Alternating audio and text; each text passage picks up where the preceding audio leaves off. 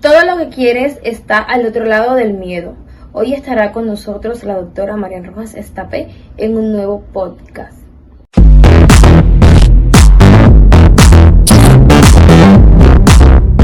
Ese que traduces. La era muy fácil.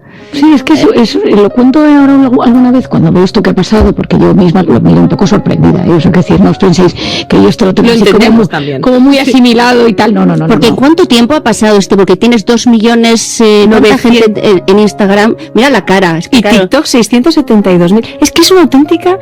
¿En cuánto tiempo ha pasado esto? Empieza todo con cómo hacer que te pasen cosas buenas. El libro sale de la historia, es peculiar y como tantas veces pues es un poco surrealista. El libro yo empecé a dar conferencias, o sea, todo empieza porque yo me voy a Camboya. Entonces en Camboya me meto en el mundo de la prostitución, me pongo a sacar niñas, un tema muy terrible, doloroso, pero que a mí me marca profundamente.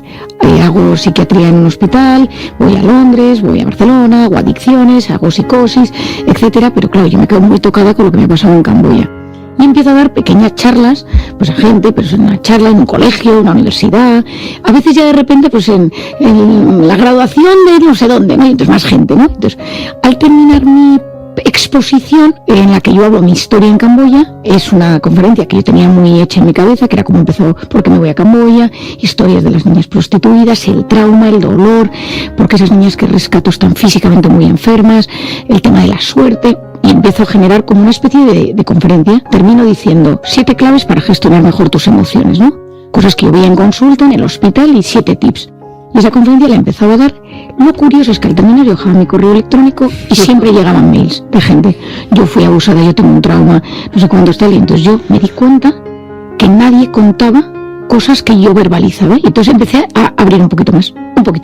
Empecé a hablar de los síntomas psicológicos, de los síntomas físicos, de qué pasa si has sido abusado, qué pasa. Mucho al principio sobre el abuso, porque era mi fuerte. Claro. Pero yo empezaba a hablar y siempre llegaban correos, y siempre llegaban. Y entonces esa gente yo empezaba a ver en consulta. Y entonces la gente venía a la consulta y me contaba el problema. Y yo decía, pues esto no se lo has contado a nadie. Entonces me di cuenta que había todo un tabú en el mundo. Un melonazo del tamaño de Badajoz, claro. Y claro, yo decía, pero es que aquí hay tema, aquí hay algo de lo que hay que hablar. Y entonces pues ahí surge la posibilidad de escribir cómo hacer que te pasen cosas buenas, que lo he contado muchas veces, lo escribo en un momento personal complicadísimo, embarazada de mi tercer hijo, con un hijo mío, el anterior, que había tenido un accidente, estaba muy malito, y entonces yo estaba en el hospital escribiendo el libro, una situación compleja. Y cuando sale cómo hacer que te pasen cosas buenas, me reúno con varios de Planeta y les digo, no, si yo no puedo hacer ni promoción ni nada del libro, yo estoy entregada al que acaba de nacer, al otro, tal. Y en una de las entrevistas que me realizan, pero pequeño, porque es que era una cosa muy chiquitina todo, pues esa entrevista en la que yo hablo de esto, pues se empieza a hacer viral. Ahí conozco yo lo que es que algo se te haga viral. Y ahí fue el arranque de los 2.900.000 personas que te siguen en Instagram, ¿no? Ahí es cuando se detonó. Bueno, es que no tenía Instagram. Entonces, partimos de la base que yo no tenía Instagram porque a mí no me da la vida. Yo es que me dedico a la consulta. Entonces, yo no llevo las redes, a mí me ayuda. Luego te preguntaremos sobre ello, porque... Es imposible. Entonces... Sí, pues es que nos hemos puesto aquí a charlar. Sí, pero que no, pues es invitada. Hay que ofrecerle... No, pero tenemos que ofrecerte primero. Fíjate, con lo de Camboya estoy viendo ahí una... Claro, es que nos ha pillado la sorpresa, le hemos hecho una sorpresa hoy a Marian, porque ahora nos vas a contar tu historia con los subus, que creo que detrás hay miga, ¿no? Cosas, y los subus son importantes en la vida de mis hijos y de Marian, ¿no? También, pues a todo el mundo le gustan los subus. Y en mi vida también, ahora que estoy pensando, claro, es que subus es importante. Luego repartiremos a nuestro público un subus a cada uno y pensando de qué color lo queréis, que tengo entendido que el azul es el que triunfa, ¿no? A mí es el que más me gusta, también. Yo por la mañana soy de cafecito. Yo me tomo siempre un cafecito normal. ¿Y cómo lo tomas? Que te lo voy a poner. Café con leche. Tendríamos que ser entrevistadoras, pero vamos a intentar seguir siéndolo y que no nos tomes como paciente 1, paciente 2. Esti y Bárbara. No te prometemos nada, ¿eh? No, es verdad que para nosotras, claro, tenerte ahí... Pero bueno, vamos a intentar no sacar nuestras taras ni nuestros problemitas. No te preocupes. Pero Bárbara, ¿quieres sale solo? Sí, sale solo, ¿verdad? Es que vamos a hacer un esfuerzo para que no. Vengo a hablar de mi libro. Marian, tenemos un reto para ti. Necesitamos que nos cuentes de qué trata tu último libro, pero vamos a hacerlo utilizando las normas de este juego tabú. Hay unas palabras que no podrás utilizar. Entonces tienes 1 minuto para hacer una venta de tu libro, que tontería, porque no hace falta, porque esta mujer... No, pero me gusta, soy súper fan del tabú, encima se me da que te mueres. Pues venga. Un resto lo que juego me chifla. Sí. Pues te lo vas a pasar piruleta, porque creo que te lo han puesto muy difícil nuestro guionista. Bueno, estoy viendo... Bueno. Marian, tenemos las palabras dopamina, recompensa, cerebro, redes, adicciones, pantallas y corteza prefrontal. Vamos a hablar de Recupera tu mente, porque tenemos que decir que tiene 3 libros. Este es el tercero, tiene Encuentra a tu persona vitamina, Cómo hacer que te pasen cosas buenas. ¿Cuánto has vendido? ¿Tú sabes? ¿Tú controlas? ¿Podemos decirlo? Sí. ¿Te da vergüenza? No. Me da vergüenza. Que sí, me da un poco. Vergüenza a mí tiene que dar cuando no vendes. Efectivamente. O sea, no cuando vendes. Efectivamente. ¿Nos puedes decir en la pecera? Porque ella no lo va a decir. ¿Cuánto ha vendido? Una barbaridad. ¿Cómo? Más de 3 millones. Más de 3 millones. En el mundo, Mari Carmen. ¿Qué hacemos? ¿Pero qué es esto? ¿No te da como vértigo? No, por eso no lo digo. Me acaba de dar a mí vértigo. Yo lo entiendo, tú siendo psiquiatra, que te dé como vértigo que tanta gente sepa de que lo vivo, es que os va a parecer curioso, lo vivo disociado, como si fuera otra Marian. O sea, como si hubiera una Marian que vendiera y luego una Marian que es madre de familia, claro, que es médico, que se dedica a sus pacientes y tal. O sea, no lo vivo como que soy yo. Es que es imposible. Cuando hablan de los libros pienso que es otra persona a la que quiero mucho, que es muy buena gente, que me cae muy bien, pero que no soy yo. De hecho, cuando ves el TikTok como subtitulado también dice, se parece a mí. No soy yo. Me lo quito. De hecho, una vez, yo luego lo hablamos con las redes, pero yo no tengo, y alguna vez que meto y me recomiendan a mí misma, digo, que no me recomiendes. Ah, claro, a ti misma te recomiendan. Qué horror, me agobio muchísimo. Eso es divertido. Qué locura, por favor. A mí nunca me han recomendado a mí misma. ¿A ti te han recomendado a ti misma? No, cariño, pero es que eso le pasa a María. A nosotros no. Igual algún día me recomendaciones pasa... de vídeos, ¿quieres decir? Sí, que te recomiendan, ¿no? Sí, pero lo lógico es que sí. ¿Te llega? A mí me ha pasado, pero os voy a decir, pero aquí, en nuestro podcast, qué bonito. ¿Sí? Sí, nuestro podcast me lo ha recomendado. Dicho Instagram. Esto que no le interesa absolutamente a nadie, vamos a hablar de... Vamos, de lo María, que por favor. Tabú, vaya. Este es mi tercer libro en el que hablo de una sustancia maravillosa, que no es ni el cortisol ni la oxitocina, sino que es la sustancia que se encarga del placer. Es una sustancia maravillosa porque nos ayuda a disfrutar de la vida, pero tiene un problema y es que nos engancha. Y nos puede enganchar y llevar a comportamientos que luego nos perjudican y sacan la peor versión de nosotros mismos. Por otro lado, hablo de otra zona del cerebro que es la que nos ayuda a prestar atención y a concentrarnos. Es la que nos ayuda a conectar con la realidad. Y eso es muy importante porque hoy en día estamos enganchados a aplicaciones en los móviles y en las tablets que están diseñadas pues para que pasemos mucho rato ahí. Lo que hoy en día mueve al mundo pues es la capacidad de mantener la atención del usuario el mayor tiempo posible. ¿Has dicho cerebro? Y fíjate... Nos ha dicho cerebro. El juez... Pensaba que había dicho mente, perdón. Nuestro jurado nos comunica... Ella quería decir mente. No, mal. Ella quería decir mente. No, ¿y ahora qué se hace? Ahora un chupito. Hay que repetir. Lo que hoy en día mueve el mundo es la que captemos la atención del usuario el mayor tiempo posible en ese móvil que tiene delante. Luego cuento la historia de cómo surgió todo el mundo digital, importantísimo, para que entendamos que todo esto que está sucediendo, todo este enganche que está sucediendo, está diseñado para ser así. O sea, es decir, nosotros somos poco víctimas de estas circunstancias, pero si luego queremos pues el tema de la pornografía, el tema de nuestros hijos, TikTok, Instagram, etcétera, pues que hay toda una maquinaria por ahí inmensa que está buscando secuestrar nuestros instintos.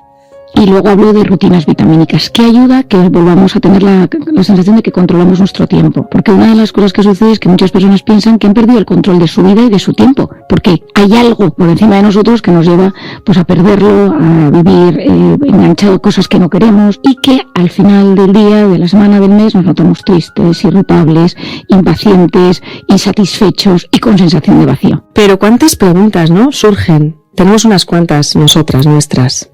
A ver, vamos a empezar, por ejemplo, el tema de las redes sociales. Creo que es un tema bastante troncal, por lo menos y que preocupa y que nos preocupa. No, pero hablo también un poco en el discurso y un poco en tu carrera, porque hablas a menudo del tema de las redes sociales. ¿Cómo lo llevas tú? Tú no tienes redes sociales. O sea, el tema es que cuando a mí me propusieron entrar en el mundo de las redes, yo no tenía tiempo. O sea, mi vida es o sea, yo me levanto por la mañana, me encargo de los niños, los llevo al cole, o van en ruta, y luego ya me meto en la consulta. Y mi consulta yo no tengo un ordenador delante, es decir, yo sigo escribiendo en papel porque memorizo mucho mejor y tengo buena memoria, pero memorizo mejor las cosas si las escribo. Entonces yo no tengo ordenador, yo no utilizo una pantalla delante, entonces entre paciente y paciente miro, de vez en cuando el WhatsApp, las cosas importantes que tengo que contestar, pero claro, meter una cosa como son redes, es que no me cabe. Termino la consulta y me voy a recoger que si el fútbol, que si la escolar, os voy a contar esas tardes en las que tienes que hacer malabares y llegar a casa y que si deberes, que si baños, que si no sé qué. Entonces, meter el mundo me preocupaba porque sabía que la típica cosa que te enganchas y que no tenía tiempo. Pero me di cuenta que era una manera fácil de acercar mi mensaje. O sea, yo lo que busco siempre es que mi mensaje sea fácil, asequible, que a la gente le llegue. Y dije, pues si esta estructura existe, pues al menos metamos un contenido valioso. Intento siempre que los vídeos, pues que ayuden, que sean fáciles, que a veces son muy reduccionistas en cosas. Y hay gente que me dice, Marín, es que me voy a contar una cosa en 2 minutos. Pues, lógicamente, sea lo que sea de lo que hables, sea de comentar un partido de tenis, de fútbol o un concierto, vas a reducir. Sobre todo si el objetivo es que te entienda más gente, hay que tratar de hacer que el mensaje sea sencillo, y eso significa talar el árbol y cortarle ramitas. Y quizás no sea tan complejo como debería, pero por lo menos significa que vas a llegar a más gente, ¿no? Justo, y entonces pues en ese momento empezamos poco a poco, vimos que a la gente le ayudaba, que a la gente le gustaba, que está muy pensado, o sea, que decir, Sara, que es mi persona que me ayuda maravillosa, pues lo hace muy bien. Entonces me va mandando, yo le voy mandando, y entre las dos decidimos.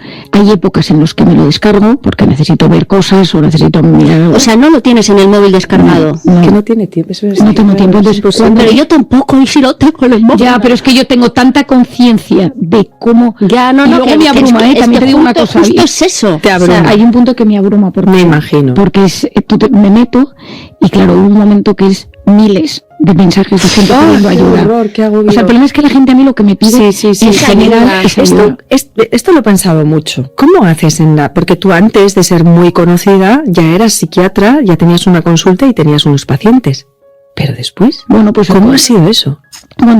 Yo quiero ir y no puedo. O sea, no, pero quiero decir que es que no es ¿cómo lo controlas? ¿Cómo haces casting a tus pacientes? Eso, ¿cómo eliges, digamos? Tú, el equipo, el filtro, ¿cómo es? Porque no tendrás tiempo. Es una gran pregunta que pues mira, durante mucho tiempo, con cómo hacer, yo a todo el mundo que pedía ayuda le atendía. Es decir, al principio, porque encima con el libro, pues que surgió, que como hablo muchísimo de la somatización, muchísima gente que tenía enfermedades que me decía, Marín, yo sé que ese estado de estrés activo, que tengo este tema, ayúdame a gestionar esta emoción, que tengo un problema físico y sé que hay una emoción que le está perjudicando.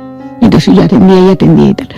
Pero llegó un momento que era demasiado, que yo ni siquiera podía. Y llegó la pandemia. Y entonces aquí fue el gran problema, que en la pandemia yo estaba embarazada de mi cuarto, el mayor tenía 5. ¿Cuántos tienes? 4.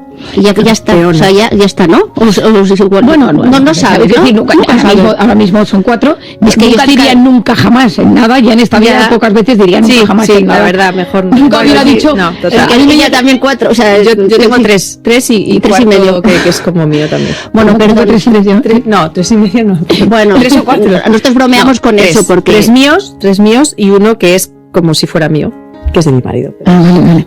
Yo tengo dicho 3 y medio, digo. No, 3 y medio no sé. No sé si era uno.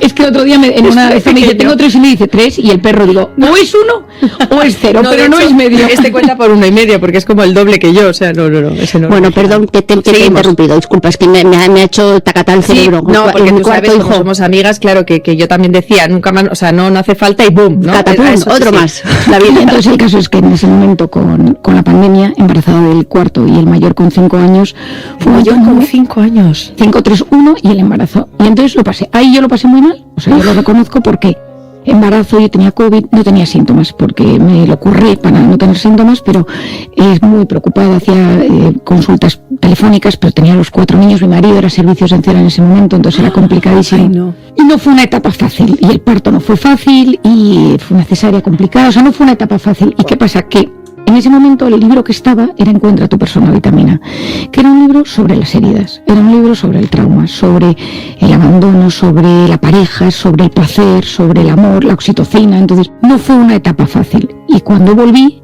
después entre comillas de la baja, nace el bebé en mayo y en septiembre me incorporó. Y entonces en septiembre eran ¿qué os voy a contar? Y el colegio de médicos, amigos míos, me pidieron que ayudara a sanitarios con secuelas de COVID, venía mucho enfermero, auxiliar, celador, médico, que venía muy tocado, y mucha persona que venía con secuelas del COVID. Y entonces empecé a atenderlos, pero la lista de espera se llenaba. Claro. Y entonces, claro, con 4 niños tan pequeños, fue una época muy complicada de gestionar, y me di cuenta que no llegaba. Entonces fue un duelo. Dije, pues hay que aprender a decir que no. Exacto. Y entonces me costó porque yo no sabía decir que no.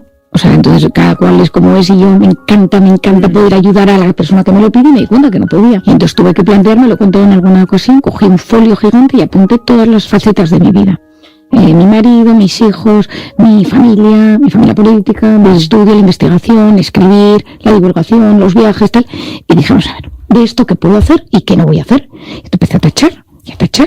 No viajo casi ya, siempre duermo en casa, no sé qué, o sea, no hago apenas entrevistas, o sea, empecé a renunciar, dejé mucho la investigación, porque no llegaba, y entonces empecé a darme cuenta de que había cosas que tenía que hacer. Que decidí que mantenía la consulta, porque me encanta ese tú a tú en la consulta, cuando buceas en los entresijos de las historias de las personas y les ayudas a entenderse. Mi clave es que te ayuda a entenderte. Tú eres así porque esta es tu historia. Y entonces ahí hay cosas que se pueden desactivar, heridas, entender. Pero es que ese comprender es aliviar. Cuando una persona te viene y te dice, el otro día una chica que ha tenido 2 parejas hombre y 2 parejas mujer. Y tiene una historia muy dura, ¿no? Entonces me dijo, es que no sé qué me pasa, estoy perdido, ¿no? Entonces le expliqué, le hice su historia emocional y entonces ya solo con eso te sientes aliviado, porque parte de la vida es que te frustra cuando no sabes por qué eres como eres. Pero claramente, certidumbre puede ser la peor de las sensaciones, por lo menos a mí me ha generado siempre mucho sufrimiento la incertidumbre, y una vez que comprendes, claro, es que te hacen comprender la razón de tu sufrimiento, por lo que te ha pasado, pones nombre a las cosas. Sí. No, pues esto te lo he escuchado decir alguna vez y me he sentido muy identificada. A mí desde luego me ha pasado. Cuando he puesto nombre a lo que me sucedía, ostras, de repente algo a psicólogos y a psiquiatras. Claro, algo se posa y ya puedes empezar a trabajar, ¿no? De hecho, ayer me escribió una amiga mía que se está leyendo el nuevo, Recupera tu mente, reconquista tu vida, y el capítulo del alcoholismo, su padre es alcohólico. Y alcohólico de esos que no se nota que son alcohólicos, pero que son alcohólicos, que son terribles. Y entonces me escribió y me dijo, ahora entiendo por qué llevas tanto tiempo insistiéndome en cambiar mi relación con mi padre, porque una de las cosas que explico del tema de las adicciones es que los adictos son víctimas de un deterioro cognitivo debido a la adicción, es decir, la corteza prefrontal, que es esta tan importante que le digo en el libro, que es la que me ayuda a gestionar mi vida, mis emociones, etcétera, se deteriora cuando yo estoy bajo el consumo. Por lo tanto, hay un punto al que yo ya no controlo mi vida, soy esclavo de esa enfermedad. Entonces esa persona que dices es un vicioso, hay que tener cuidado cómo les trata. Hombre, por supuesto, ¿no? Sí, esto lo ¿no? hemos comentado mucho, sí.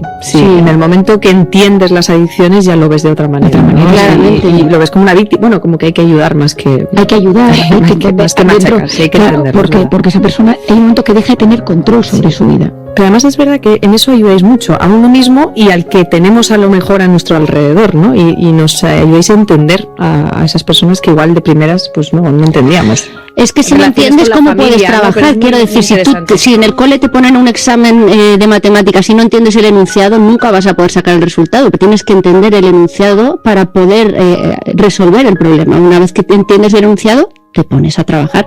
No lo sé, yo hablo de mi experiencia y te agradezco mucho tu trabajo porque has utilizado la palabra sin reduccionismo o simplificar, pero creo que es necesario porque ninguno de los que te escuchamos somos expertos en medicina ni en psiquiatría ni en nada, entonces hace falta simplificar un poquito para poder entender. De hecho, en este libro, en la parte de todo el tema de la dopamina, que es súper complejo, no en el libro, no, sino la realidad es súper compleja.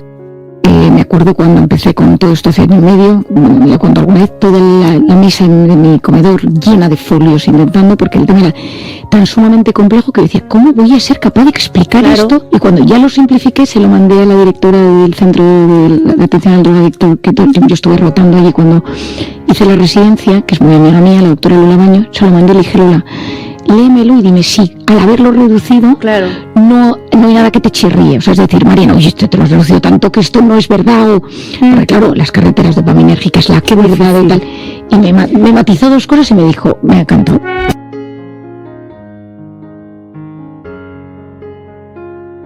En el libro trazas una relación directa entre el consumo del porno y la violencia. Claro, partimos de la base, como decía al principio, que yo vengo de Camboya, donde yo empezaba a rescatar niñas del mundo de la prostitución y algunas de ellas eran grabadas y algunas de ellas los vídeos estaban subidos a diferentes... O sea, es decir, yo tengo es una sensibilidad especial. Esas niñas algunas las he sacado, las he seguido, sé dónde están, he visto niñas que han hecho intentos de suicidio en todo este mundo. Y cuando yo llegué a España y empecé a hablar de esto, claro, ¿qué pasó? Que hubo gente del mundo de la prostitución y la pornografía que me contactó. Entonces, empecé a recibir en la consulta una cosa mía, o sea, que decir que no había salido ni cómo hacer que te pasen cosas buenas, aunque el libro termina con historia de una actriz porno, que la llame Judith porque ella me pidió que la llamara Judith en el libro. Entonces, es un tema de enorme sensibilidad para mí. O sea, es un tema del que hablo con conocimiento, pero que también me afecta, o sea, no soy capaz de disociarlo de sentimientos. ¿Por qué me preocupa este tema? Porque claro, cuando tú te dedicas, cuando tú te metes en el mundo, cuando tú ves en consulta, cuando tú has visto en el sudeste asiático lo que hay montado, te das cuenta que es un tema extremadamente terrible, doloroso, maquiavélico, donde hay muchísimo sufrimiento. Empiezan a llegarme a la consulta chicas prostitutas, chicas de prostitución, pornografía, de todo tipo, desde lujo hasta lo más sencillo. Hay una anécdota que cuento en el libro terrible, de unas chicas que la Navidad pasada iba yo con los niños al centro de Madrid y a la Plaza Mayor a comprar figuras para el Belén, y de repente me pararon unas chicas jóvenes, rubitas, extranjeras, y me dijeron: tú eres la de los vídeos de TikTok y no sé qué. Y entonces conozco la mirada, o sea, es que tengo una sensibilidad para esto, y me dice una de ellas: yo soy Judith, pero no he conseguido salir. O sea, casi me muero, iba con los niños de la mano. Entonces, les dije apunté el teléfono, y bueno, pues es una historia durísima, o sea, detrás del tema de pornografía. La esclavitud, ¿no? También. O sea, detrás, sí. Entonces, ¿qué pasa? Que partimos de la base que yo tengo, por un lado esto, por otro lado veo todos los que ven porno, que me lo cuentan, y por otro lado incluso he conocido a productores de porno. Y hay una historia con la que empieza el capítulo de la pornografía, que es hace tiempo ya, cuando Judith sale, la que es Judith, pues llama a varias de sus compañeras de trabajo y les dice: oye, hay una persona en Madrid, pues estás extranjera, hay una persona en Madrid que me ayuda muchísimo y tal y cual. Y entonces empiezan a venir y empieza a tratar varias, y en un momento dado uno de los productores de una de estas empresas de pornografía le dice: yo quiero hablar con esta chica que me está quitando el negocio. Y se planta en mi consulta a hablar conmigo. Y entonces, esto es antes de la pandemia, y entonces pues una conversación dura entre los dos, en el que me dice que él está súper orgulloso porque ha conseguido bajar el inicio de la pornografía de los 12 a los 11, y me explica cómo lo ha hecho y que es un negocio, y que ya sean los padres o que los propios niños, que no es tan malo, que es negocio. O sea, él me dice: es negocio. Pues, lo puedes hacer con tantas cosas, ¿no? Claro, entonces, ¿qué pasa? Que a raíz de esto me di cuenta que había gente que voluntariamente buscaba captar la atención de esos niños para generar negocio. ¡Qué horror! Entonces, ¿qué pasa? Que si ese niño, esos vídeos que ven esos niños, son vídeos que yo tengo que a veces que verlos por diferentes razones y tal. O sea, no tiene nada que ver con la pornografía hace unos años. No tiene absolutamente nada que ver. En la semana pasada traté es una cosa que me está empezando a pasar ahora mucho, es padres o pacientes míos que me dicen: oye, María, mi hijo, él me ha dicho que no duerme, o mi hija, porque ha visto una imagen y se le viene por la noche, y entonces me lo trae. Y yo le hago un MDR, que es la técnica que uso yo para escenas e imágenes traumáticas. De los ojos. Eso te vamos a preguntar también, sí, bueno. Y le ayudo con eso. Y la semana pasada un chico me contaba la escena, cómo me la tiene que describir, que es, o sea, de las cosas más terribles que yo he oído, y yo he oído barbaries. O sea, que decir, yo he tratado niñas que se prostituyen y que tienen 14 años y que tienen al bebé dentro. O sea, que decir, porque son madres, porque alguien les violó y tuvieron al bebé. O sea, que decir, que yo estoy acostumbrada a historias hiper dolorosas. Y entonces, ¿qué pasa? Que ese chico, en general chico, pues son los que más ven, hay chicas que ven, pero es distinto. De hecho, cuento como Ana Milán lo cuenta muy bien y pongo sus palabras en el libro. La mujer en general lo ve para aprender a seducir. Es distinto, es otro concepto. En general, digo, o sea, luego hay gente que lógicamente es por placer también, pero hay mucha mujer, mucha chica joven que quiere saber seducir bien a un hombre. Pues qué mala escuela, ¿no? No es la escuela adecuada.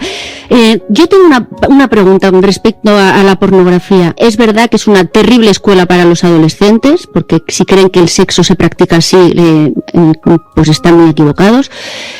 Hay todo tipo de pornografía, esto es verdad, pero ¿crees que es posible un consumo saludable de pornografía? ¿Esto existe? A ver, antes de contestarte esto, que me parece importante, tú ten en cuenta que si tú disocias desde pequeño el sexo del amor, que es lo que nos estamos viendo ahora, ese chico aprende que esa sexualidad es un tema completamente egoísta, es un tema de lo que a mí me apetece, cómo me apetece. El 88% del porno que hay en internet es violencia. Ojo, es decir, violencia es algo penado, algo que no está permitido. Y entonces, el vídeo más visto en el 2020, que lo pongo en internet, 220 millones de visualizaciones, es unos chicos que quedan a violar a una chica. O sea, es decir, y está en internet, lo buscas. De hecho, La Sexta hizo un reportaje sobre este tema. Entonces, ¿qué pasa? Que cuando ese chico con 18, 20, 22, 24 quiere meter ese sexo dentro del amor, no sabe.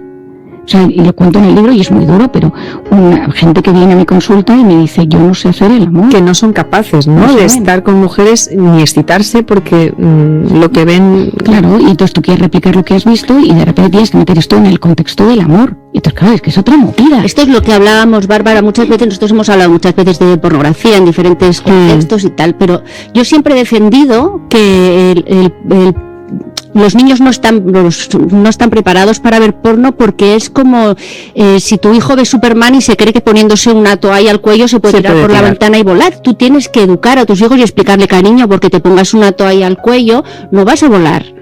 Hace falta una educación muy férrea detrás de tus hijos, explicarle, cariño, eso no es el sexo. Pero si es que vamos a ver, es mucho más fácil secuestrar nuestros instintos que los dominemos, y más a esa edad. Claro. Como si tú a tu niño le pones esto de chucherías delante y le dices que no tome, y tú le enseñas que da caries, que le produce tristeza, que las chucherías son malas para el cerebro. Pero tú le pones todo el día delante, en el desayuno, un plato de chuches. Es que esto es lo que te defienden los productores de porno. Es que no puedo más con la vida, de verdad. Entonces, el tema de la pornografía es, y sobre todo en la que yo trabajo, que es en la de los menores, que es la que a mí...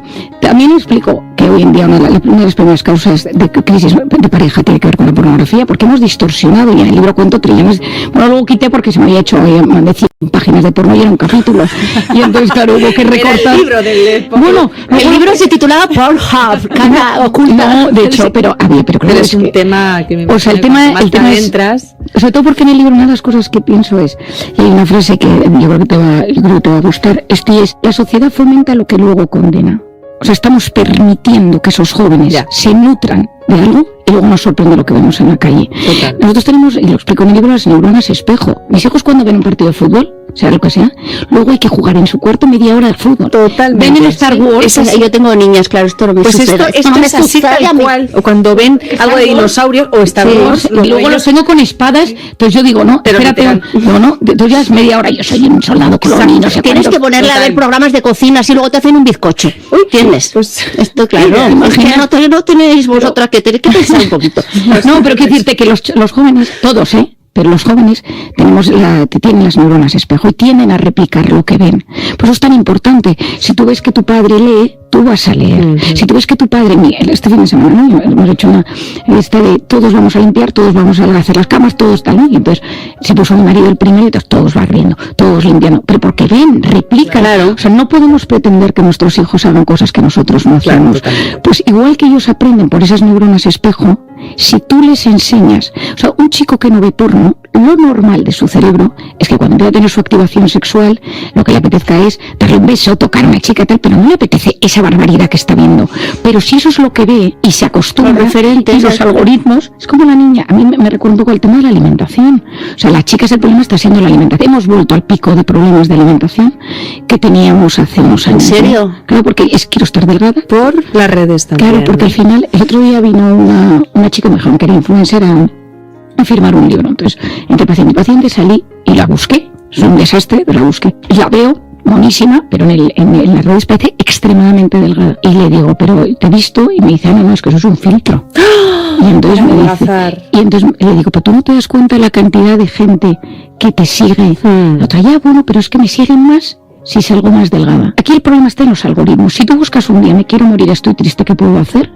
Al día siguiente, gente que se quiere morir. Pero si además no hace falta ni que lo busques, Marian. Yo te digo, ahora que estamos hablando, a solo de estar hablándolo, ya en un rato me van a aparecer 4 o 5 marcas de cuchillos para que, o sea, quiero decir, es que es así, solo de hablarlo. Claro, es que entonces imagínate las chicas que están hablando entre ellas y buscan, quiero estar más delgada, quiero tal, quiero aparentar no sé cuántos, pues una de las cosas que sucede es que llega un momento en el que todo te habla de comida, entonces tú te obsesionas. De hecho, en el libro lo pongo, o sea, se ha visto que te vas polarizando hacia ese tema, sea político, social, religioso, ético o alimenticio. Entonces, si tú ves ese tipo de vídeos, ese tipo de tal, cada vez más. Uf. Esto yo es otro libro, no, es que esto lo que hay que hacer. ¿Cuántos libros tienes para escribir? Me encantaría, pues nos gustaría mucho con lo que me cuesta cada uno. Yo creo que estoy casi segura de que en unos años miraremos para atrás o mirarán para atrás nuestros hijos y dirán, ¿cómo es posible que aquello no estuviera prohibido y regulado? Estoy convencida, porque es tal barbaridad. El tema en el libro sí que pongo lo que está pasando en la Organización Mundial de la Salud y en el Congreso de Estados Unidos, lo que se llama el cirujano general de Estados Unidos, que es el asesor médico del presidente, desde hace 6 meses todos los meses sale alguna preocupación, porque se han dado cuenta, de hecho la Unión Europea ha sacado una recomendación que es cuando tú llevas X minutos, ¿sí?, que se vaya bajando la intensidad de colores hasta blanco y negro.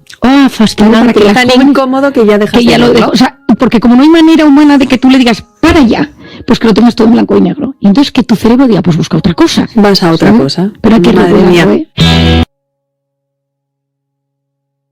Vamos a hablar sobre manías, sobre tus manías, Marian, que a lo mejor no tienes. Que a lo mejor consigues no tener manías. A la hora de escribir, decimos, sí. No de pasar la aspiradora, no sé. Me imagino, relacionado con los libros. Me gusta pasar la aspiradora con un lazo rojo siempre.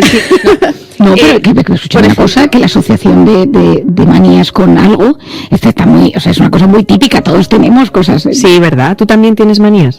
Sí, o sea, no muchísimas, pero sí tengo. ¿Tienes alguna? Que tengo, sí. Vale. Y cuando escribes, ¿cómo lo haces? Yo, una de las preguntas, pero ya no da tiempo, es que nos explicaras tu organización, tu calendario, cómo lo haces para llegar a todo, pero ese ya sé que no hay tiempo. Te lo meto en esta. Sí, gracias. Para empezar no llego a todo, esas son las primeras cosas, no llego a todo. Vale. Entonces, ya te he dicho que hizo, tuvo que hacer una lista y tachar. Sí, ya me he quedado con la... Y cada semana, nosotras dentro de media hora haciendo la lista. Claro, estoy en eso.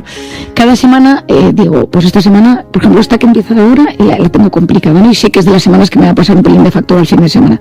Pero en general intento, o sea, poder renunciar sin muchísima culpa y elegir con mucha alegría, ¿no? Intento, es un ejercicio, llevo 2 años con ello y ahora lo llevo mejor. Con el libro, pues mira, yo paso consulta de martes a viernes y los lunes lo dejo o para divulgación o para, en este caso llevo 1 año que los lunes ha sido para escribir.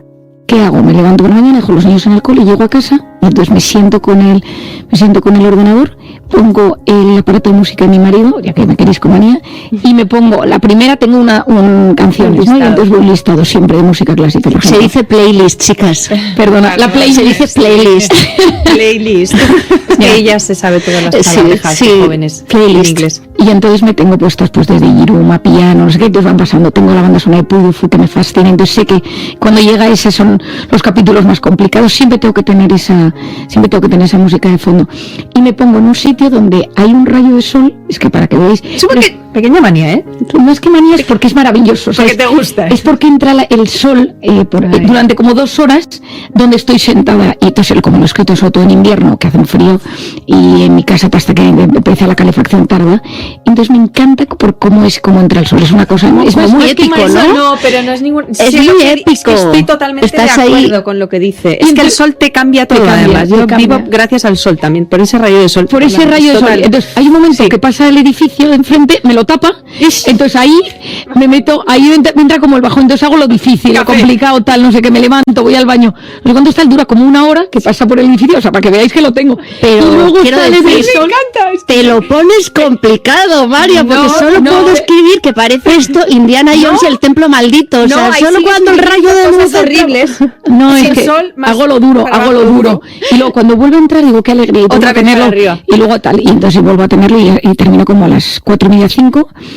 Me tomo algo, paro como 20 minutos en la época del sin sol, que digo yo, porque hay un momento que hay que encender la luz. Entonces, claro, cambia todo. Hay que encender la luz y luego vuelvo a apagar la luz.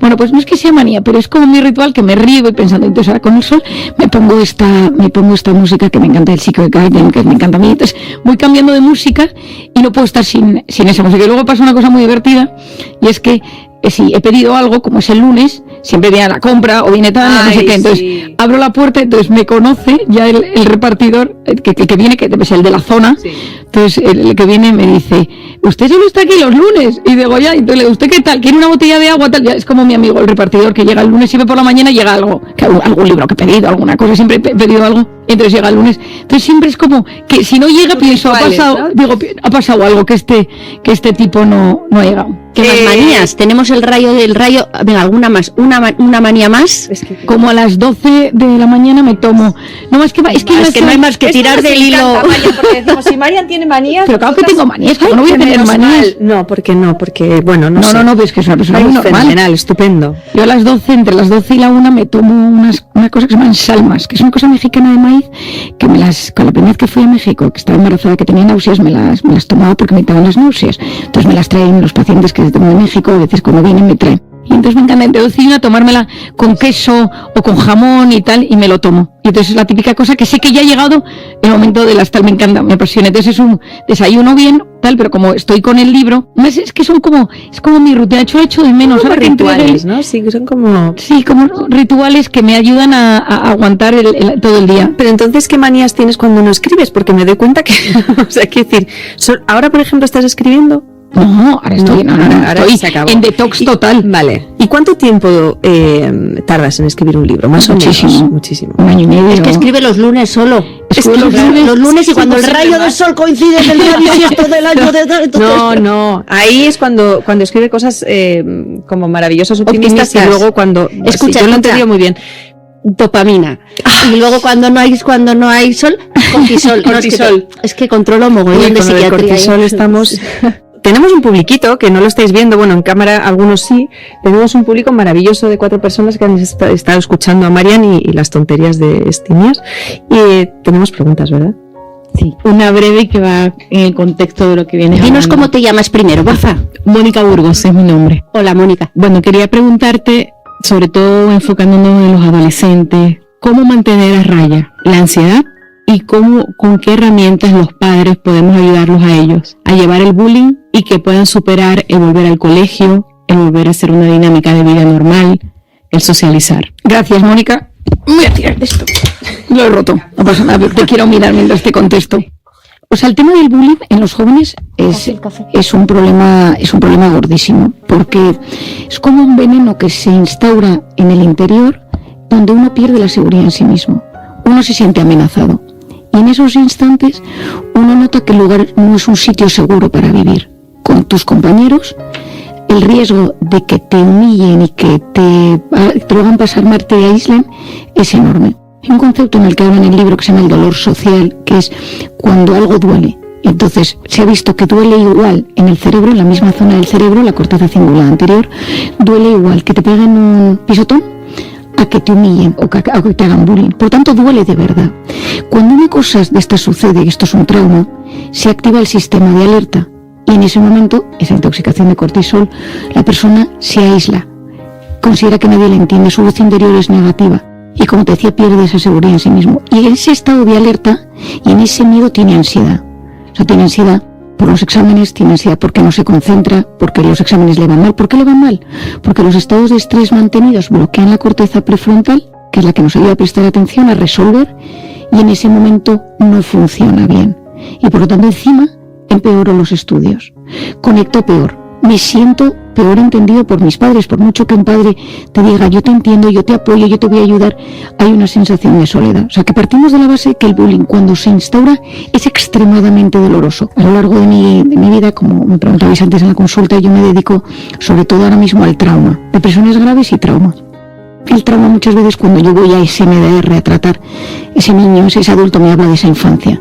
Estaba solo en el patio, no me querían, me insultaban, me grababan, se burlaban de mí. Y entonces se activa un estado puedes activar ese estado de alerta con pequeñas cosas. Te voy a dar un ejemplo. El otro día una paciente, una chica ya que trabaja en un despacho de abogados, le hicieron mucho bullying de pequeña y la dejaban siempre apartada. Luego consiguió hacer la carrera fuera, pero el otro día entra en un despacho de abogados, va todo el mundo a comer y ella estaba en una reunión por teléfono y cuando levanta la mirada todo el mundo se había ido. Se habían ido a comer, pero ella volvió a sentir esa soledad y se echó a llorar y le dio un ataque de ansiedad. Escribió en un chat: oye, ¿dónde estáis? No, hemos bajado a comer, te esperamos aquí. Pero daba igual, porque la herida se había reabierto. Por lo tanto, ¿qué hacer cuando un hijo tiene esa ansiedad? Lo primero de todo es entenderle. Lo segundo de todo es intentar ver hasta qué punto ese bullying es grave o son pequeños matices. Tercero, a ver si hay algo de su personalidad que esté agudizando el problema. Si esa persona, por ejemplo, ese niño es de alta sensibilidad, ese niño es un poco obsesivo, es más inseguro de lo normal, tiene un apego inseguro porque ya viene de una historia dolorosa en casa, probablemente lo magnifique. No significa que no exista, significa que le está dando más importancia de lo que debería porque ya viene de herida. Un poco lo que le ha pasado a esta del despacho de abogados. Esto no es grave, lo que pasa es que ella lo detecta como grave porque viene de una herida. Tanto, a veces el problema del bullying es que es la segunda y la tercera vez. Y entonces ya pequeñas cosas que no serían per se graves de bullying abren la herida por completo. A veces hay que pedir ayuda, porque hay que desactivar ese estado de alerta y volver a generar confianza. La clave de estos estados de ansiedad es que ese estado de miedo se compense con confianza de sus profesores, de los padres, de incluso de los amigos. Y muchas veces yo hablo con los institutos y los colegios para que ellos ayuden. A lo largo de mi vida, el poder encontrar un profesor, un maestro que se dé cuenta de este problema y les ayude a que sea una cosa conjunta. A veces, por ejemplo, a mí me pasó hace un tiempo, me avisaron del colegio de mis hijos, decían que había un niño que sufría mucho en clase y que había 3 que podían ayudarle a sentirse parte del grupo y que si mi hijo le podíamos ayudar a que lo hiciera, ¿no? Entonces yo hablé con mi hijo, se lo expliqué, el otro no era mi amigo, pero se lo dije, que en el patio, y entonces el hecho de que estos 3 padres nos involucramos, este niño lo sacamos. Y este niño salió de ese estado que parecía porque estaba pasándolo muy mal, que había dejado de comer, etcétera. No es fácil, son procesos muy lentos, pero se pueden lograr. Me llamo Marcos Martín, os quería agradecer primero la invitación y a ti la divulgación. Y mi pregunta es sobre la oxitocina, que según hablas en los libros es la hormona de la felicidad, y me gustaría saber cómo puedo generar oxitocina en la gente sin parecer intrusivo. Esta es una gran pregunta. O sea, la oxitocina es la hormona, más que de la felicidad, es la hormona de la confianza. Es la hormona del apego, de la amistad. La de la felicidad, entre comillas, sería más la serotonina. O sea, esa oxitocina, dentro de ese reduccionismo del que hablábamos antes, es la que se activa en el parto y posparto, en el momento madre con bebé, pero se activa en ese momento que quedas con un amigo, te lo estás pasando pipa, un concierto, es esa sensación de plena confianza, donde conectas bien con la gente con la que estás. ¿Qué pasa? Que en un mundo cada vez más individualista, cuando viene alguien oxitocénico, yo les llamo a la gente oxitocénica, yo soy extremadamente oxitocénica, ¿no? O sea, yo el tipo que viene a repartir a mi casa, el que os digo que viene los lunes por la mañana, o sea, ya me conozco su vida entera, y el otro le dije, ¿pero eres feliz? Y entonces otro, nadie me lo ha preguntado nunca, digo, ves que no puedo evitarlo, ¿sabes que no puedo evitarlo? Entonces yo me digo, como no puedo evitarlo, permíteme que por mi forma de ser te entre hasta la cocina de tu alma. Y entonces la gente se ríe, pero claro, soy yo, que quiero decir que al final lo hago, y como estoy acostumbrada, pues lo hago, ¿no? Pero yo voy a un restaurante, voy a un sitio, y el otro día me pasó, ¿no? Me fui a tomar una cosilla con mi marido a un bar cerca de casa, y el camarero nos atendía, estaba enfadado, y la tercera vez que vino le dije, ¿qué ha pasado? Me dice, ¿qué ha pasado? ¿De qué? Digo, ¿qué ha pasado? O sea, algo que ha pasado, ¿no? ¿Qué te pasa? Y el otro, ¿pero realmente te importa? Digo, sí, o sea, tengo tiempo. Mi marido al lado se moría de la risa porque ya me conoce. Entonces me dice, pues es que mi novia me ha dejado. Digo, ¿pero por qué te ha dejado, no? Y entonces empezó una conversación con el camarero hasta que al final pues le hice yo en la servilleta como una especie de esquema, porque yo siempre hago todos mis esquemas en papel. Entonces, claro, ¿qué pasa? Que eso lo hago yo, pero claro, hay gente que dice, es que yo no sé cómo hacer eso sin parecer intrusivo. Yo creo que hay que conocer a la persona que tenemos delante. Es como el tema de los abrazos. Cuando a mí se me ocurrió, una ingenua, yo parece mentira decir que había que abrazar 8 segundos en pleno confinamiento y la gente en plan, pero Marian, digo, no, pero escúchame una cosa, es lo que yo digo tal, pero que no se trata de, claro, yo lo hacía, yo lo hago porque soy súper abrazona, ¿no? Pero hay gente que de repente hace mucho que no le abrazan y le parece como que, bueno, o sea, le parece que está rompiendo su distancia de seguridad.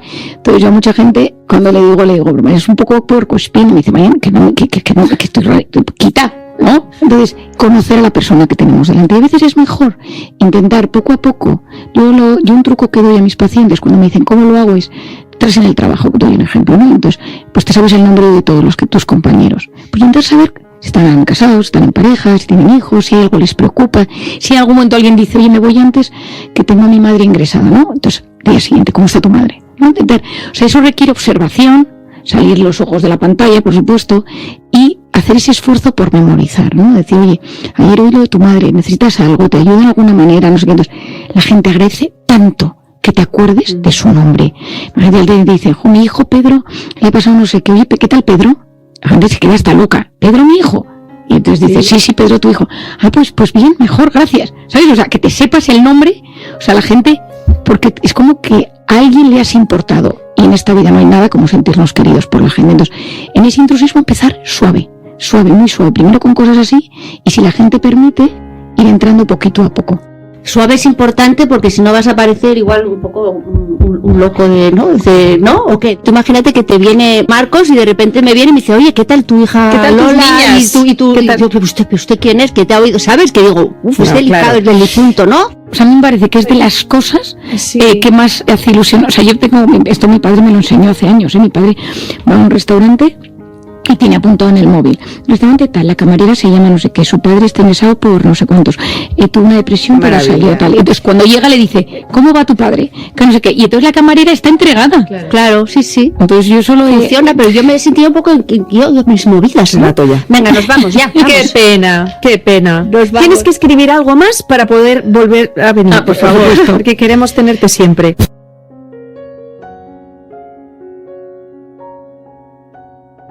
María, nos hemos propuesto escribir un relato entre todos los invitados que han pasado por este programa, y entonces a ti te va a quedar el enorme honor de cerrar, porque este es el último programa de la temporada. Un poco de presión, ¿eh? No, te va a encantar, porque como es un despropósito enorme, pues puedes decir lo que te dé la gana. ¿Cuánto tiempo tengo para contarlo? Estoy conociendo un minuto podemos decir, ¿no? Sí, es verdad, porque es verdad que tú eres de lengua fácil y lo mismo nos quedamos aquí hasta pasado mañana con 5 capítulos de... Sí, vas a escuchar a Sonsoles Ónega, vas a escuchar a Mendoza, y cada uno va tranquila porque puedes decir y hacer lo que quieras. Quiero decir que es un relato bastante marciano. Perfecto, me encanta de marciano. Sí. Vamos a escucharlo primero, que lo escuche ella, sí. A Luisa le han puesto una multa y lleva un flan, y justo en ese momento se ha dado cuenta de que quien le ha puesto la multa es su exnovio, que le había puesto los cuernos, pero muy malamente, engañándola, pero durante muchísimos meses y de la forma más horrible que os podáis imaginar, cuando ella encima estaba muy enferma. Y entonces, por supuesto, ese flan va a tener un destino muy claro. Ella era espía. Para vengarse, lo perseguirá durante una semana más o menos, y un día verá que es un corrupto y que por no poner una multa recibe dinero de ese al que iba a multar. Va a coger los restos de las medicinas que haya estado tomando, las medicinas durísimas, y va a envenenar el flan. Luisa recibe una llamada del colegio porque el crío parece que se ha peleado, va a buscarlo a que le cuenten, deja al crío ahí sentado en la salita de espera mientras habla con la directora, que le cuide el bolso, la directora le cuenta lo que ha pasado, y al salir el crío le dice que el flan tenía un sabor rarito. Entonces la madre dice, qué suerte, porque siempre he querido tener un hijo zombie. Un hijo zombie a veces une mucho a las parejas. Lo importante del zombie es que lleve la ropa adecuada. Los zombies siempre se llevan harapos y no es fácil de encontrar. Entonces, bueno, tiene que ir a varios Humana a ver si encuentra ropa para el niño. Y cuando ya lo tiene vestidito de harapos y el niño está echando baba y esto, van a buscar al padre y le dice, sorpresa. Suena un despertador, pi, pi, pi, pi, pi, pi, pi, pi, pi, pi, pi, pi. Entonces Luis abre los ojos y dice, ostras, qué sueño más alucinante que he tenido. El niño zombie, el flan envenenado, se la ha comido el niño. Total, que se levanta y ve al marido maravilloso que está tumbado ahí y dice, hay que ver que ni es policía, si el pobrecito encima trabaja en Hacienda y está todo el día trabajando para que yo pueda.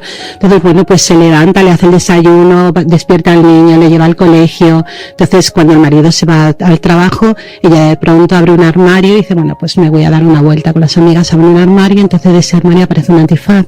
Entonces en ese antifaz dice, me lo guardo en el bolso porque creo que es lo que quiero esta mañana. Entonces bueno, se va, coge el coche, va al centro de Madrid, aparca, entonces se va a una sauna swinger, se quita la ropa, se desnuda, se mete en un jacuzzi maravilloso, empieza a ver unos churris que pasan por allí increíbles y dices, me lo voy a montar con ese, no, me lo voy a montar con aquel. Entonces una le guiña al ojo a uno y entonces cuando ese uno se acerca a ella, de pronto ella le sonríe, se van a una habitación y cuando entra en la habitación se da cuenta de que es un cuarto oscuro y ella se empieza a rayar porque dice, a ver un segundo, si yo nunca tengo relaciones sexuales con las luces apagadas. Y en el momento en que abren las luces, después de pedírselo mucho al señorcito este con el que ella está, le dan al interruptor y hay un flan en la habitación. Y el señor le dice, este flan tiene sorpresa. ¿Qué te parece si tenemos aquí una experiencia cósmica ligeramente química entre tú y yo? El señor se llamaba Fran. Total, que se comen el flan, la cosa se empieza a... El químico empieza a subir y empiezan a ver fractales, a ver colores y en un momento dado nuestra protagonista se gira a ver a nuestro querido flan y en pleno efecto de las drogas ve un zombie. Y la tía se empieza a giñar y empieza a correr tanto que ella sin darse cuenta por el efecto de las drogas se encuentra corriendo por la calle en pelota picada, gritando, el fin del mundo ha llegado, vamos a morir todos. Luisa va corriendo por la calle, corriendo, desnuda, y entonces gente empieza a llamar a la policía, llaman a la ambulancia y aparece una ambulancia psiquiátrica. Y entonces le ponen una manta, una toalla y aparece y la llevan a un hospital, a urgencias del hospital, y ella dice: sueño con zombies, pero soy un zombie, pero mi ex me quería envenenar con flan, no sé si el flan lo tomó mi hijo, pero el flan lo tenía el tipo con el que me ha acostado, que no sé si me ha acostado porque las luces estaban apagadas pero las he encendido. Y entonces el psiquiatra empieza: trastorno delirante versus trastorno psicótico, inducción por las drogas.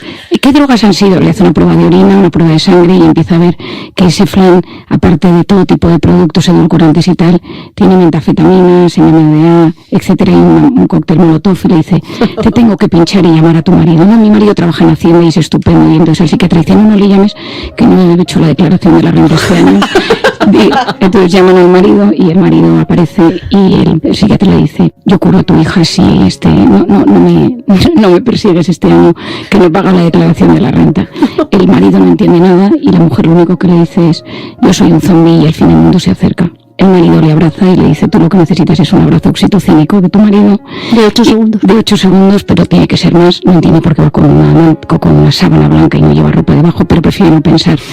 El psiquiatra en ese momento le trae un vaso de agua con una medicina y le dice: todo va a ir bien. Se toma la medicina, entonces en ese momento ella descubre que no es zombie, ella descubre que le ha pasado muchas cosas y entra un psicólogo en la propia consulta y le dice: si has soñado esto y luego te ha pasado algo parecido, tenemos que buscar qué pasó en tu infancia, tenemos que ver qué sucedió y tenemos que hacer terapia. Y a partir de ese momento nuestra querida Luisa empezó a hacer terapia para entender por qué a veces los sueños se transforman en las peores de las realidades y se transforman incluso en películas de terror. ¡Bravo! Es que al final, ¡bravo!, los psicólogos y los psiquiatras nos salvan, hasta Luisa. Hasta la pobre Luisa, pobre, lo que le hacéis sufrir a la pobre Luisa. Maravilloso, maravilloso. Es que además le has puesto un poco de cordura porque era lo que viene siendo el coño de la Bernarda, pues lo hemos centrado. Pues muy bien, vamos a ir cerrando el chiringuito, pero sí, por favor, vamos a repartir los sugus. Yo me voy a coger azul para ella, el azul para María. Yo este mismo, que no sé qué es uno morado. Venga, que rulen los sugus. La historia de los sugus fue porque cuando entraba en los prostíbulos, llevaba sugus y le ofrecía al dueño del burdel o del karaoke, le decía: Mecchonyames corcropte, que significa en Khmer, ¿quieres un caramelo? Y entonces el tío se quedaba como escudero, cogía el caramelo y ya me dejaba entrar. Y entonces yo iba siempre con los sugus en los bolsillos. Porque un sugus abre todas las puertas del mundo. Efectivamente. Muchas gracias, Marian. Muchísimas gracias. Ha sido un placer que hayas venido a cerrar la temporada con nosotras. Gracias a las dos, de verdad. Muchas gracias. Cariño y este ratito tan bueno. Gracias. Hemos llegado al final de este podcast. Si te gustó, dale me gusta, comenta y comparte. Y recuerda, di lo que sientes o esos silencios te harán ruido toda la vida.